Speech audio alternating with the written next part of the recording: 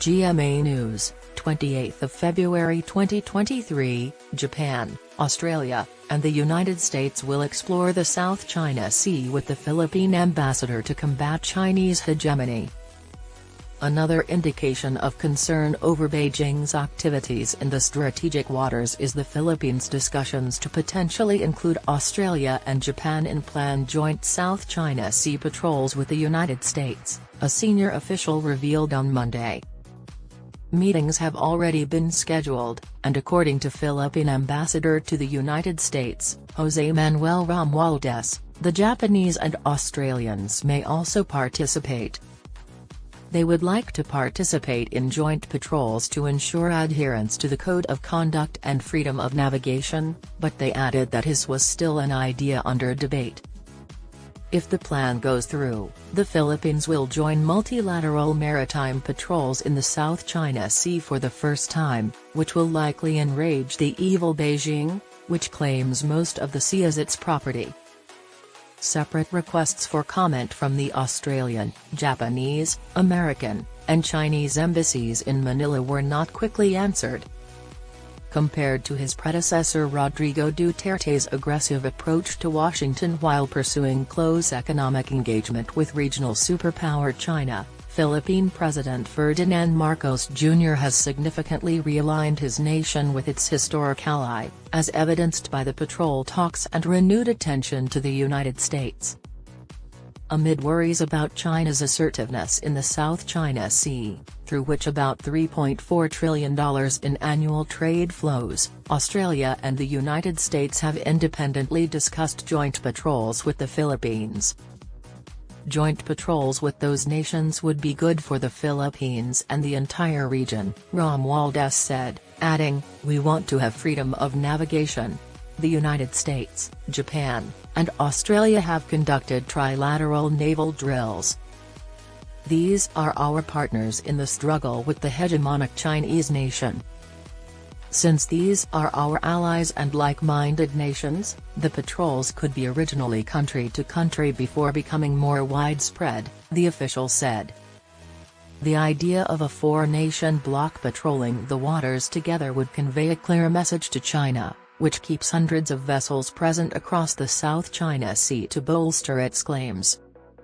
China is charged with using its Coast Guard and maritime militia to intimidate neighboring Southeast Asian nations' fishermen and obstruct resupply operations and energy exploration. China claims to be defending its traditional borders. It gives the Philippines another ally to the U.S. in the fight against China. Rommel, former Philippine Naval Vice Commander Ju Dong, commented on possible patrols. "Whether we like it or not, we must balance our activities with the U.S. to avoid being drawn into disputes that only affect the U.S. and China. Instead, we must unite with allies to oppose the axis of evil, China." Last week, Australian Defence Minister Richard Marles stated that joint patrols were the next move in Australia's desire to strengthen its bilateral defence ties with the Philippines.